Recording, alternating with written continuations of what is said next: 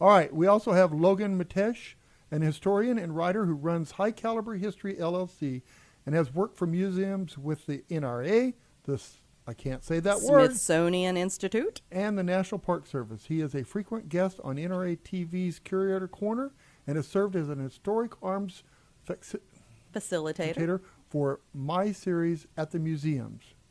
Mysteries at the... That's what you get for mocking me at the beginning of the show. I can read the first paragraph fine, but as the words get longer. All right, what else did Logan do? Wait, I want to see if I can do that again. Okay. My series. Mysteries. I know that. I'm just saying. Oh. Okay. Mysteries at the Museum. Gun Stories with Joe. I'm done. Montaigne, NRA's Gun Gurus, and American Rifle TV. He has a roundtable discussion coming up about the most interesting man in the gun world, and we're going to talk to him about that.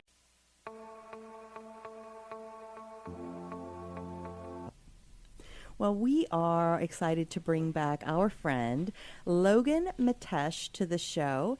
He's a historian and writer who runs High Caliber History LLC and has worked for museums with the NRA, the Smithsonian Institute, and the National Park Service.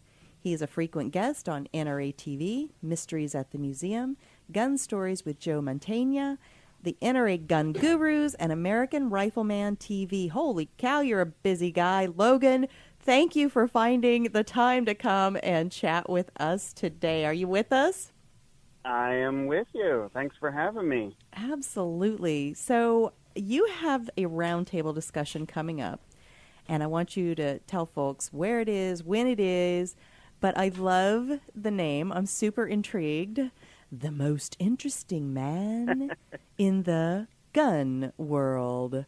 So tell us, who is this person, and what do you plan to discuss? When's it going to happen? Just dive in. Sure. So it's going to be hosted by the Shenandoah Valley Battlefields Foundation Civil War Roundtable. Their website is shenandoahatwar.com. The talks are bi-monthly, and they're held at the museum in downtown Winchester, Virginia. And so this month, this is September, so technically next month, next week, we're going to be in October already. Gosh, can you believe that? No, and stop rushing me, okay? The stores already have Christmas stuff up. I'm telling you. So it'll be next Thursday, October 4th at 7 p.m., in the museum in downtown Winchester. It's free to attend. And the most interesting man in the gun world is a man by the name of James Henry Burton. And Burton truly did it all. He was an employee at both of the federal arsenals, both Springfield and Harper's Ferry. He eventually ended up in control of all of the Confederate arsenals during the Civil War. Oh, wow. He ended up working for both the British government and the Russian government after the war, and then he also spent time working on arms development and arms machinery development to actually make the guns, and ammunition development. He actually played an active role in helping to finalize the design for the mini ball, which of course gains fame and notoriety in the Civil War. So he was a very busy guy, always running and gunning, no pun intended, and from one place to another. And he always found himself in the right place at the right time on the cutting edge of all sorts of different technologies. Well, it is shocking to me that this man's name is brand new to me. I mean, what is that all about? Was he just kind of that good at playing everything right safely in the middle so that he could be in, a part of so many different things? I don't know. I almost feel like I need to put my pinky up by my mouth and say something, spy-like and villainous. Right. Yeah, I think part of it is probably from the fact that because he was doing so much, he wasn't necessarily always in the same place for very long. So he bounced around, at the different arsenals, and then all throughout the South during the Civil War, and then of course he spends time working at the Enfield factory over in England.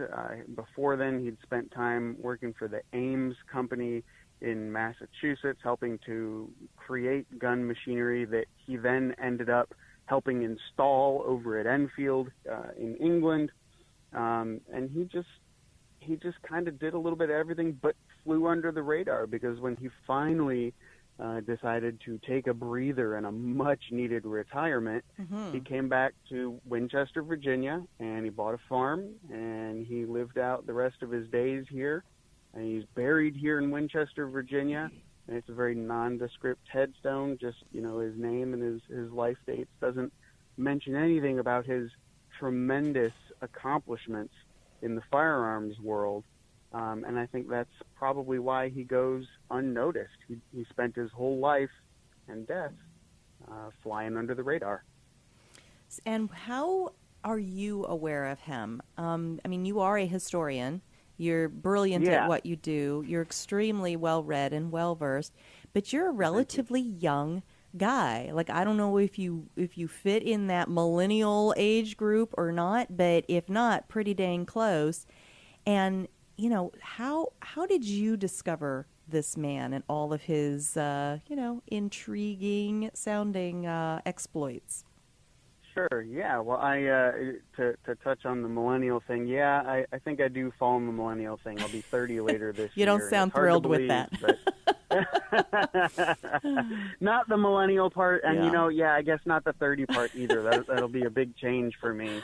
But I live in the Shenandoah Valley in Virginia, and so I'm just a stone's throw away from the Harper's Ferry Arsenal. It's now a National Park Service site, and I've also had a chance to visit the Springfield Armory, which is also a Park Service site up in Massachusetts, and I've got some friends there. And so I kept seeing this name coming up and this recurring common thread through all these places up in New England and then here in Virginia and then overseas, and talking with museum contacts over there.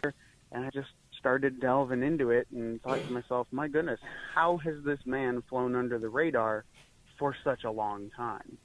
But he has. And so that's why I was very excited to have the opportunity to give this talk and help let some more folks know about it. And so in addition to telling folks about him at the talk, I'm very appreciative to have the opportunity to talk to folks about him here on Gun Freedom Radio, and for other folks who are interested as well and still like to read. He's also going to be the subject of an upcoming article in Guns of the Old West magazine, published by Athlon Outdoors. I've got that coming out here in the next few months. So Burton's name's going to be big here for a while. I love it. Logan, this is Dan. Welcome to the show. Hey, Dan. Hi. You'd say you're a millennial, and all the kids in school, most of them probably didn't like guns or didn't talk about guns much. How did you get involved in guns? So when I was 10 years old, for my 10th birthday, my grandfather, he's German, I call him Opa. My Opa got me my first gun. It was a little, it's a Marlin, a little Buckaroo, single-shot bolt-action 22. And that's what got me into it. I would go with him to his monthly 3-gun action shoots, and I'd wait till all the guys were done shooting and bring out a brick of 22 and try to make it through 500 rounds, Wow. which is no small feat with a single-shot bolt-action rifle. That's Yeah. right. There's a lot of work. It is a lot of work. But so that's where the love of firearms came from, was from my grandfather. And then as I got older, he and I would go out and play skeet and trap shooting. And much to his chagrin, I much prefer trap over skeet. Maybe that's because I'm lazy, but but I definitely like trap a lot better. And so we would go do that as well, and it just kind of went from there. And then with my professional life, being a museum guy, I've just managed to combine the history and the firearms together to be very fortunate to do what I love and love what I do. Well, you do a great job with it. You have a lot of interesting stories. Well, thank you. I appreciate that. And you have actually helped us out several times now. We have not only our gun shop, AZ Firearms, but we also have our auction house, Pot of Gold Estate Auctions. And you were on there perusing, looking at the guns that we were selling on the auction site, and you were like, so here's this lot number. You kind of have the description not quite right. Here's a few more details. And I just thought, you know what? That was a tremendous thing. You did not need to take your time and help us to better describe something so that our bidding audience is better served and our consignor. And I just really appreciate that. Well, it's my pleasure. I'm happy to do it. And, you know, as the old saying goes, what are friends for? Yes. And I'm proud to call you and Dan friends. But, you know, the flip side to that is that there's also a little bit of selfishness in that because I got to learn something too. Mm-hmm. You know, I got to crack open some books on the shelf and start looking up some folks and letting my fingers do the walking. So I learned something too, and that's so everybody benefited. Like you said, you guys, the consignor, the bidders, me. You know, rising tide raises all ships, or something like that. However that saying goes. Absolutely. Well, we appreciate it. Well, Logan, you know, I've been, you know, I kind of oversee everything that happens in the auction house. I'm not the manager, but on the gun side of it, I look at all the guns, and there's so many that come in, and I want to learn about every one of them, but I have to be selective. I have to be really quick and go to the next. Yeah. That's the part I hate about my job. I wish I could just hug them and research every one of them. I'm telling you, but you know, if you drool on them too much, you'll ruin the finish. So you got to be careful with it. You know? True story. Hey, Logan, will you stick around with us? We're going to run to break, but I still have so much I want to chat with you about. Do you have the time? Absolutely. Fantastic. All right, stick around. We have much more to come with Logan Metesh, a historian and writer who runs High Caliber History, LLC, right after these messages. Well, we have been chatting with our friend Logan Metesh, who's a historian and writer who runs High Caliber History, LLC.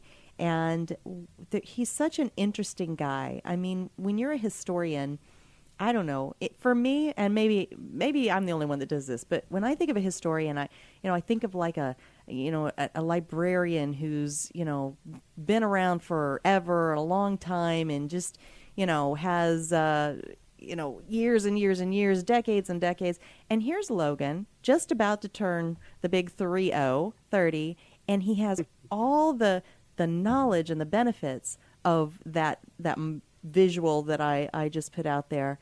But what's exciting to me, Logan, is that you are so far ahead of that curve, and you've got, the rest of your life to just continue to expand on that. And just like you just came up with this James Henry Burton, a name I'd never heard before, and you're going to do a round table and a magazine article, and you're going to call it The Most Interesting Man in the Gun World. And, yeah. I mean, I'm just excited for that journey. And you have kids, right? No, I do not. Not yet. My wife and I and a dog. Until very recently, we had horses, but it's just us and the dog now. So okay, well then maybe I just foretold the future. But what I'm thinking is, that you would be able to, and you are through the rest of us. So whether you have kids or not, you are passing that legacy forward. And how much more exciting if you have nieces or nephews or, children in the future to do that. But you just recently had a big career change. Tell us a little bit about that. Yeah, so hard to believe that at the ripe old age of 29, I've been in the museum field for a decade now. Whoa, holy cow. Yeah, I've been very fortunate to always have a job in a museum and do what I love. And so after a decade in the museum field, working, like you said at the beginning, for the Smithsonian and the Park Service and the National Rifle Association, it's been a wonderful experience.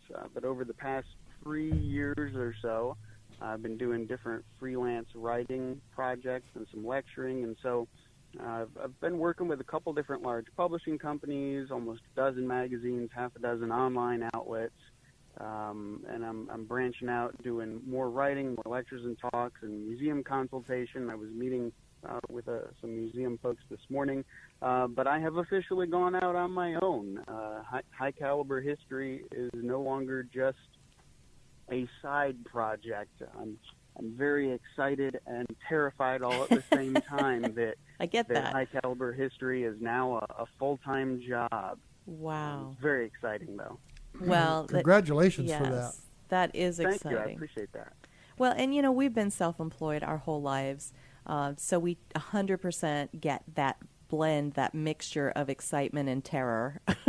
It'll never leave you. So just know that that's going comforting.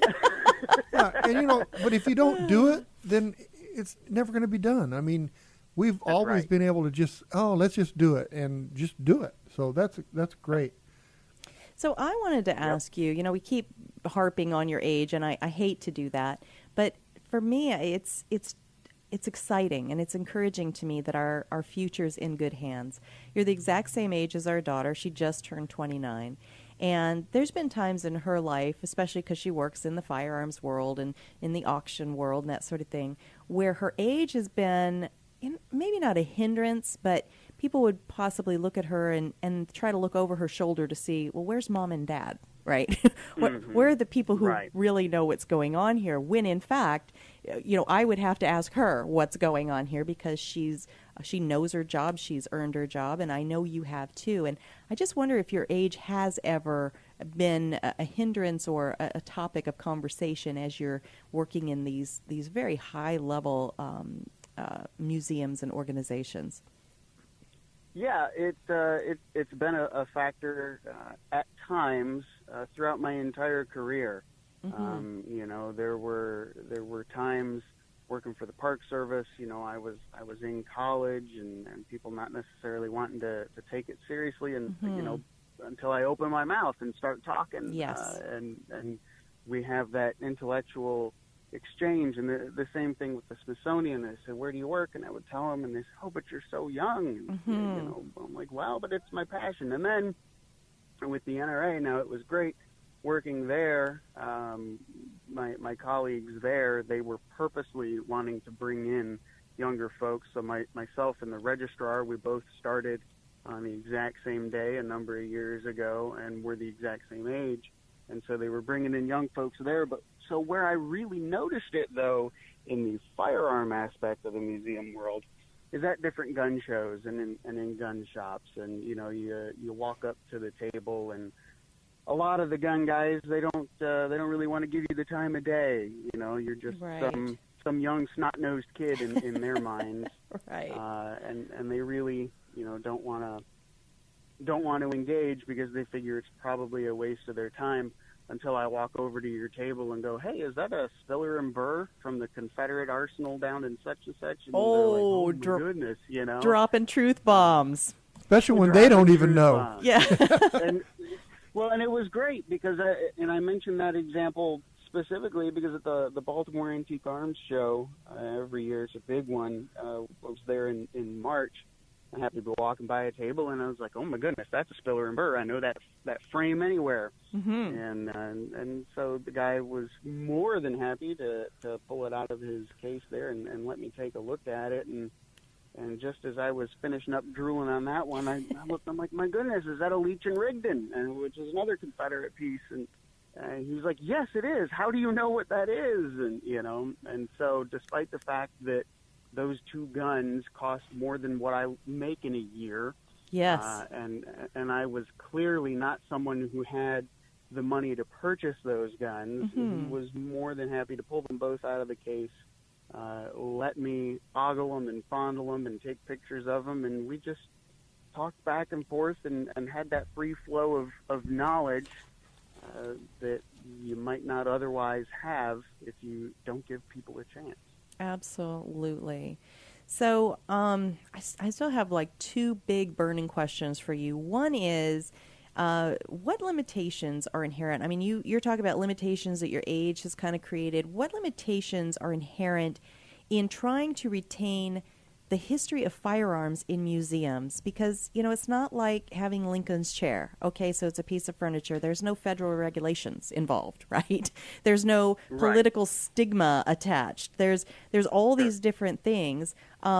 So you've had two big hurdles in your way, the age thing, and then this whole political realm and federally regulated realm of firearms. How are you navigating those waters with the museums that you've worked with? Very carefully. Yes, of course.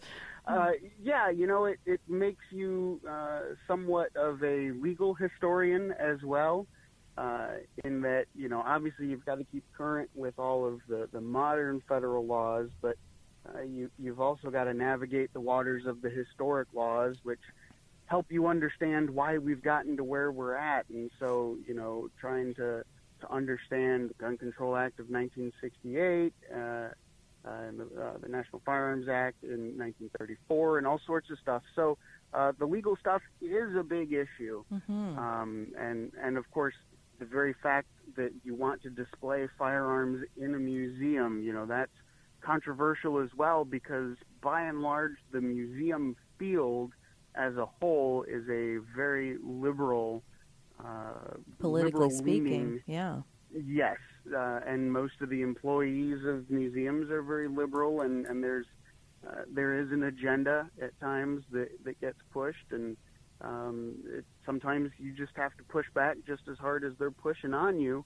And then, of course, museum collections are generally, they're normally worth a sizable chunk of change. And so, in fact, I was speaking with a client today, and they were concerned because they were trying to renew their insurance policy on the museum collection, and they were having a hard time finding a company that would insure the firearms in their museum. Yep. And it was twofold. Part of it was the political aspect of it, because it's guns. And the second aspect of it was because historic arms are such a hot commodity right now, and the market just keeps going up and up and up and up and up on these things. And I know you guys know that with your auctions as well. And so it's a difficult thing to insure from that standpoint. And so they were having a hard time navigating those waters. But it's just an inherent thing. It comes with the territory. Logan, you brought something up. You said the historic firearms are really starting to go up and up and up. Well, they have been for quite a while, but what do you think of the future is? I mean, what I'm seeing is a lot of the rare stuff is walking into our door, but the younger generation doesn't collect like that. And I'm afraid that we're going to see a time when, who cares if that was a bring back from Vietnam or World War II? Right. Well, I think the problem we face in a lot of that, and I also think it's cyclical, but the problem we face is age and money. Generally speaking, gun collectors as a whole are older. They're approaching retirement, or they are retirement age. If they've been smart with their time and investments, then they have the money and the disposable income to buy the really nice antique arms that most people at 25 to 45 might not necessarily have the ability to afford. But what I have learned from working in this world is that seems to be a cyclical thing. The people that I talk to that are today's older gun guys, they said they saw the same things when they were 25 and 30 years old. And so I think the financial aspect of it is cyclical. It'll come around, despite the fact that millennials are facing crippling student loan debt. We will make our way out of it one way or the other, and God willing, we'll buy a bunch of historic guns. But the type of arms that are being bought, I think, are going to be very different. It may be uncomfortable for some folks to acknowledge, but time marches on, and the earliest Eugene Stoner designed AR platform rifles are more than 50 years old. They are CNR, Curio, and Relic eligible. Right. And so that's changing your collector's mindset. You know, when you used to think of C&R, you might be thinking of a Smith & Wesson Victory model, which of course is still C&R, but some people, I think, have a hard time wrapping their head around the fact that some of the AR platform firearms are C&R eligible, Right. and it's a whole new type of antique. You know, we're not just talking about Kentucky rifles anymore. Absolutely. Well, we're about out of time. My other big question is, what are folks going to find when they go to your highcaliberhistory.com? So you will find there a sampling of my work. There's links to more than 100 historic pieces that I've written and have been posted online. There's also blog posts with exclusive content. I do a thing called Trivia Tuesdays, and so there will be new trivia tidbits each week. And then there's also links to all my different social media accounts so that you can follow High Caliber History, Facebook, Twitter, Instagram, and YouTube. And it's very easy. It's just highcaliberhistory.com. Very cool. And, you know, if somebody's sitting at home right now, anywhere across the country, and they say, so I've got this firearm that my grandpa left me. I can tell it's a gun, but I don't know anything else about it. Could they reach out to highcaliberhistory.com and kind of lean into your knowledge? Can you help them with that sort of thing? More than happy to do it. That's why I have an incredibly heavy library sitting at home. And it's highcaliberhistory@gmail.com is the email address. You can certainly contact me directly that way, or you can reach out through the website, highcaliberhistory.com. Be more than happy to help anyone figure out and learn more about their family history and their arms history. Very Logan, good. I really appreciate you being here today. And if you want to come to Phoenix, I'll adopt you and your family. You can stay with us. That'd be great. Well, I really appreciate the time, Dan and Cheryl. It's always a pleasure to be with you guys. It's just great talking to like-minded folks. Same. Thank you so much. Keep up all the awesome work, and we will definitely be chatting with you again soon. We are with Logan Metesh of highcaliberhistory.com. Bye-bye, Logan. Bye-bye. Have a good one. You too.